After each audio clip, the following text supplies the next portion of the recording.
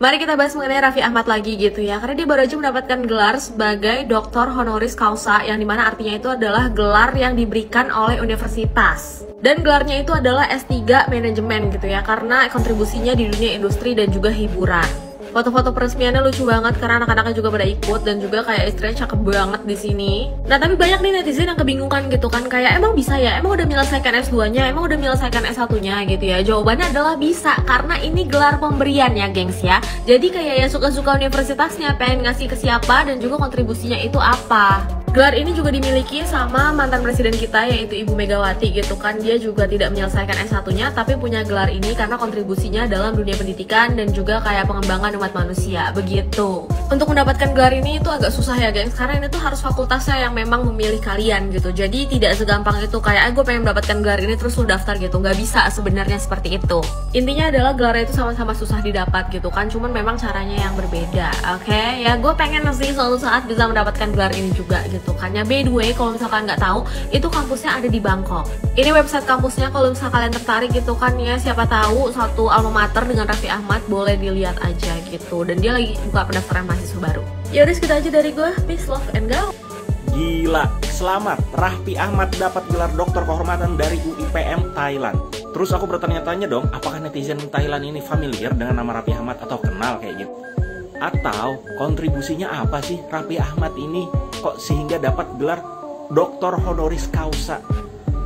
Terus aku cek dong kampusnya itu masuk nggak sih, ranking berapa sih di dunia? Ternyata nggak ada rankingnya guys. Dan juga UIPM ini tersebar-sebar di kampus di Asia Tenggara kayak gitulah, beberapa negara. Termasuk di Indonesia juga ada. Terus juga ada netizen yang ngecek guys, nih di situsnya langsung. Tuh kalian lihat tuh kampusnya, pendaftaran terkait apa-apa. Nah, masuklah kayak gini akhirnya di Google Form. Yang bikin janggal tuh ini, pilih gelar yang Anda butuhkan saat ini. Kalian pengen pilih gelar apa sih? Honoris causa nih, doktor kehormatan nih, profesor kehormatan atau profesor.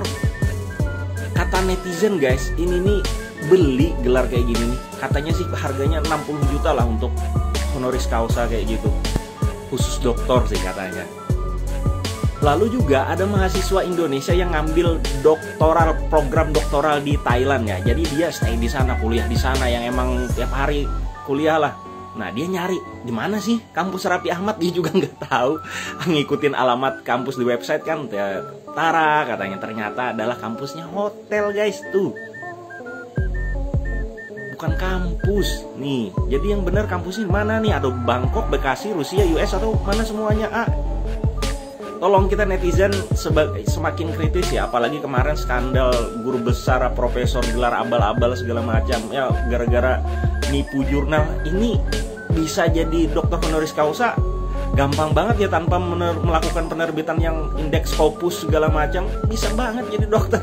Ternyata dokter terus ternyata beli guys. Assalamualaikum warahmatullahi wabarakatuh. Salam Om Swastiastu, Namo Buddhaya, salam kebajikan dan salam sejahtera untuk kita semua.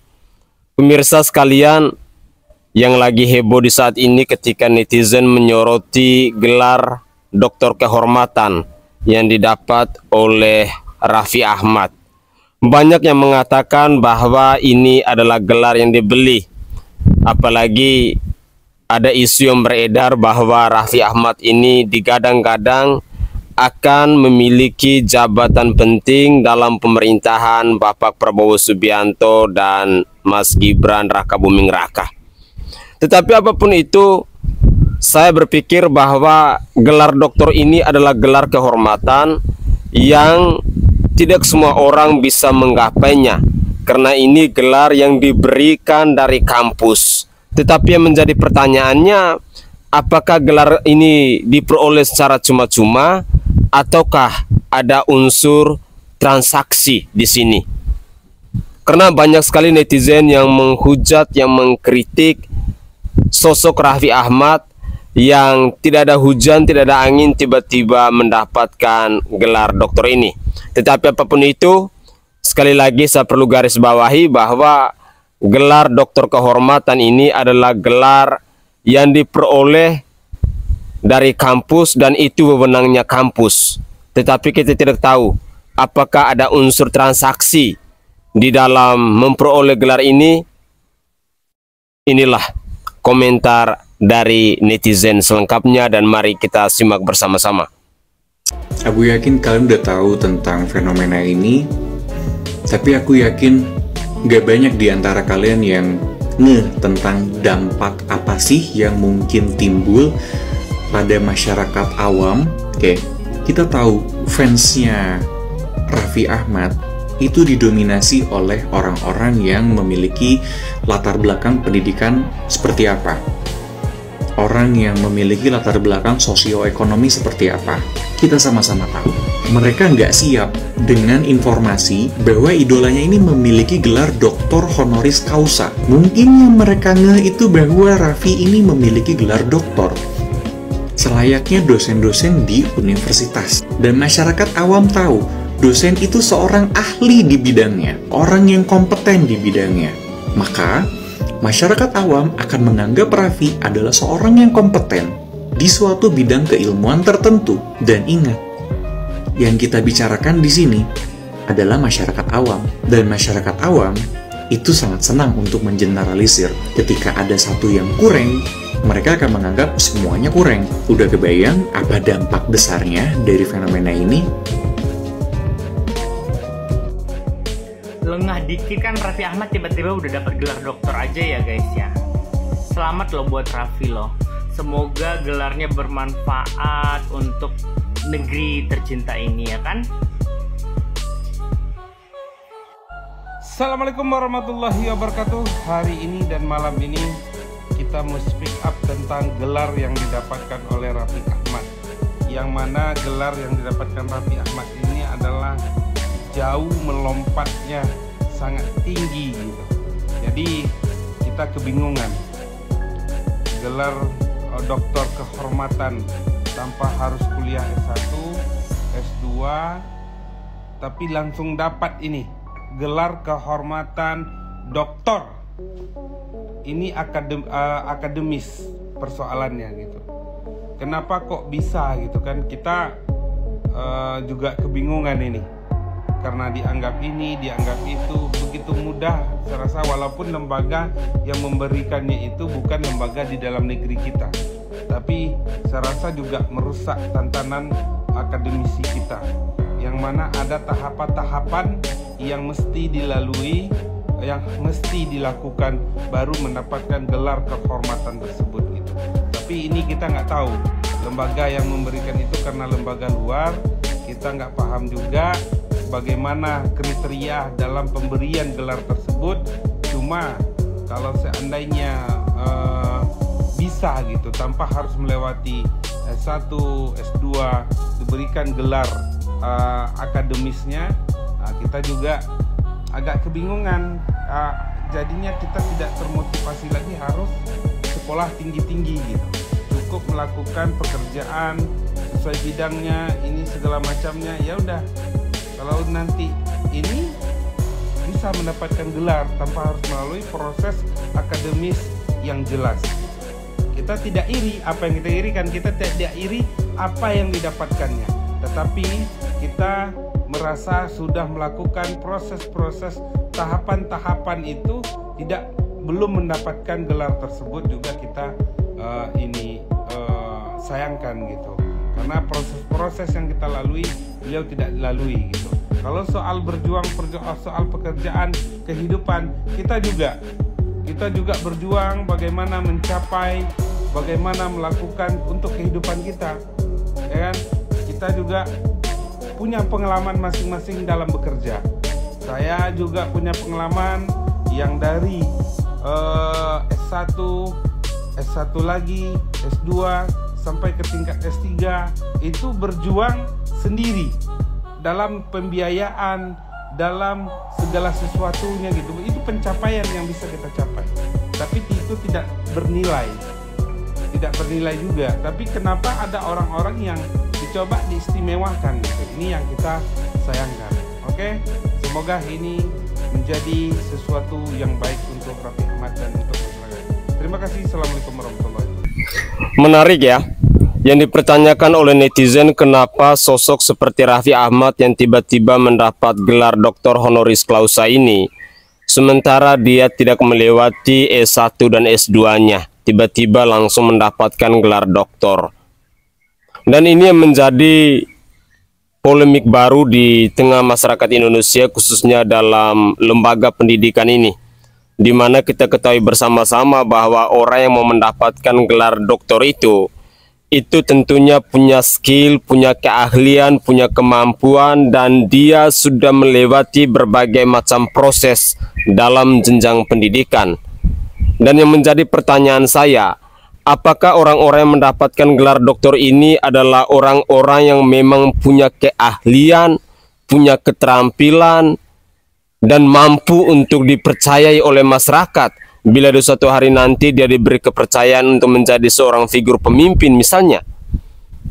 Ataukah gelar ini ada unsur transaksional sehingga dalam menjabat suatu jabatan atau kekuasaan mungkin ada persyaratan-persyaratan yang harus dipenuhi sehingga gelar ini pun bisa diperoleh dalam tanda kutip bahwa gelar yang dibeli? Terus terang, sebenarnya saya secara pribadi sih tidak setuju dengan gelar yang diperoleh oleh seseorang ketika dia tidak melewati berbagai macam proses. Apakah pendidikan itu atau apakah gelar itu hanya bisa diukur dengan uang? Jikalau bisa, maka nilai, kualitas, integritas dari kampus-kampus kita, dari pendidikan kita, dari keterampilan kita tentu akan dipertanyakan. Bagaimana dengan mereka-mereka yang saat ini misalnya sedang melewati S1, S2, tinggal sebentar lagi mereka mau masuk doktor, tetapi terkendala dengan biaya dan lain sebagainya? Lantas, kenapa mereka yang tidak pernah melewati S1, S2 tiba-tiba sudah mendapatkan gelar doktor, dan pemerintah di suatu hari nanti misalnya merekomendasi mereka untuk menjabat sebuah jabatan tertentu? Jangan sampai hanya demi jabatan, demi kekuasaan, segala cara dilakukan dengan cara-cara yang menurut saya tidak mendidik generasi penerus bangsa. Karena terus terang, yang kita butuhkan figur dari seorang pemimpin itu adalah pendidikannya, pengetahuannya. Dan pendidikan atau pengetahuan itu diperoleh dengan cara-cara yang memang benar-benar dia sudah melewati proses-proses panjang, sehingga ada nilai, ada kualitas, ada integritas yang dimiliki dalam dirinya. Tetapi apalah daya, misalnya ada seorang yang tidak pernah mengikuti S1, S2 tiba-tiba sudah mendapat gelar doktor. Tentu gelar ini tidak menunjukkan bahwa kualitas, kompeten, keahlian dimiliki dalam dirinya bisa menunjukkan kepada kita bahwa dia adalah orang-orang yang mampu. Belum tentu. Semoga saja ini menjadi catatan penting untuk pemerintah Indonesia, bahwa mereka-mereka yang mendapatkan gelar doktor kehormatan ini itu harus dipertimbangkan secara matang ketika memberikan kekuasaan ataupun kepercayaan kepada mereka. Karena ada begitu banyak putra-putri bangsa Indonesia ini yang memperoleh gelar doktor dengan sebuah perjuangan yang cukup panjang, bertahun-tahun, yang sampai saat ini pun mereka belum mendapatkan pekerjaan yang layak. Semoga ini menjadi catatan penting. Jangan sampai besok lusa kita menyaksikan seorang Raffi Ahmad misalnya, tiba-tiba dia sudah menduduki posisi jabatan yang begitu strategis. Dan ini tentunya akan mengundang kegaduhan, mengundang keresahan. Ada pro dan kontra di tengah masyarakat Indonesia. Mari kita jadikan ini sebagai pengalaman dalam dunia pendidikan kita di tanah air, agar pemerintah lebih melek bahwa kuasa dan jabatan diberikan kepada orang-orang yang mendapat gelar dengan instan ini itu harus dipertimbangkan dengan baik. Mari kita dengarkan lagi komentar dari netizen yang lain. Teman-teman tahu tidak kalau ada artis yang mendapatkan gelar doktor honoris causa dari universitas internasional? Saya tidak masalah sebenarnya dengan penerimanya, tetapi yang menjadi masalah bagi saya adalah universitas internasional ini menggunakan bahasa Indonesia untuk formulir pendaftaran. Dan salah satu bagian formulir pendaftarannya menawarkan gelar doktor kehormatan dan gelar profesor kehormatan. Dengan kata lain, bagi kamu yang berminat menjadi doktor HC ataupun profesor HC, dapat mengusulkan diri ke universitas ini. Teman-teman, kamu sebenarnya bisa mengusulkan diri sebagai penerima gelar kesarjanaan S1, S2, S3 dengan mendaftar di perguruan tinggi penyelenggara. Tetapi kamu tidak boleh mengusulkan diri sendiri untuk mendapatkan gelar kehormatan. Kalau kita mengacu pada peraturan pemerintah Republik Indonesia tentang pedoman pemberian gelar doktor kehormatan, bagian tata caranya mengungkapkan bahwa pemberian gelar kehormatan dapat diusulkan atas saran dan inisiatif perguruan tinggi atau atas saran dan inisiatif instansi pemerintah. Begitu juga dengan peraturan tentang pengangkatan profesor kehormatan pada perguruan tinggi, bahwa setiap orang yang memiliki kompetensi dan atau prestasi luar biasa dapat diangkat oleh menteri sebagai profesor kehormatan pada perguruan tinggi atas usul pemimpin perguruan tinggi. Jadi jelas bahwa penerima gelar kehormatan ini didasarkan atas usul institusi, bukan atas usul si penerima. Mungkin teman-teman mengatakan bahwa itu aturan dari Universitas Internasional Bang. Sementara referensi yang saya gunakan adalah peraturan di Indonesia. Tidak seperti itu teman-teman. Peraturan mengenai pemberian gelar di Indonesia ini juga merupakan adaptasi dari peraturan pemberian gelar kehormatan di luar negeri. Teman-teman, selain karena prestasi, asal kalian tahu, pemberian gelar kehormatan oleh institusi ataupun perguruan tinggi kepada seseorang memiliki fungsi lain. Silahkan membaca artikel dari The Conversation bahwa gelar doktor kehormatan merupakan alat politik dan diplomasi. Sebelumnya kita coba pahami dulu mengenai tradisi gelar kehormatan ini, yang muncul pada abad ke-15 dari universitas tertua di Inggris, di mana awalnya pemberian gelar doktor HC di Inggris lebih banyak memakai prinsip jur dignitatis, yaitu sebagai bentuk pengakuan atas jabatan, status, dan kelas sosial ketimbang prestasi. Akhirnya, banyak gelar HC berujung diselamatkan pada tokoh terkemuka. Kini, universitas di Inggris dan di seluruh dunia meninggalkan konsep jur dignitatis karena pemberian gelar kepada individu yang belum tentu unggul dalam keilmuan dianggap tidak adil bagi mereka yang meraihnya dengan kerja keras intelektual. Tetapi apakah perubahan itu masih berlaku? Pada kenyataannya tidak. Pemberian gelar doktor kehormatan ini sebenarnya digunakan sebagai instrumen politik dan kekuasaan. Digunakan untuk meningkatkan citra dan publisitas. Contoh paling dekat, gelar doktor kehormatan yang diberikan kepada seorang artis yang dikenal luas oleh banyak orang, secara otomatis telah meningkatkan publisitas universitas pemberi gelar tersebut. Saya saja tidak kenal itu universitas, tetapi saya baru kenal setelah berita itu muncul. Contoh lain adalah perilaku gila gelar oleh beberapa politikus kita yang sebenarnya digunakan untuk meningkatkan citranya. Selain itu, pemberian gelar doktor kehormatan juga dapat berfungsi sebagai alat diplomasi. Contohnya seperti pada artikel ini, di mana pada tahun 2015 Presiden Botswana Ian Khama menerima gelar doktor HC di bidang politik dari Universitas Konkuk di Korea Selatan. Beberapa hari setelahnya, Presiden Korea Selatan bertemu Khama dalam pertemuan bilateral untuk menyepakati proyek investasi Korea Selatan di Botswana. Itulah sebabnya pemberian gelar honoris causa ini sebenarnya lebih condong ke sifat jur dignitatis ketimbang pengakuan penelitian dan ilmu pengetahuan. Kita kembali ke awal, meskipun ada universitas yang menawarkan gelar doktor kehormatan dan profesor kehormatan sebagai program dalam pendidikannya, ini tidak benar. Selain itu, tetaplah semangat bagi kamu yang memiliki niat untuk mendapatkan gelar doktor melalui prestasi intelektual akademis, melalui perkuliahan dan penelitian. Kenapa teman-teman? Karena bagaimanapun rasanya pasti beda. Secara pribadi, saya sebenarnya menganggap bahwa orang yang mendapatkan gelar doktor honoris causa tidak setara dengan mereka mendapatkan gelar doktor secara intelektual akademis. Jadi teman-teman tetap semangat dan semoga video ini mencerahkan kita semua.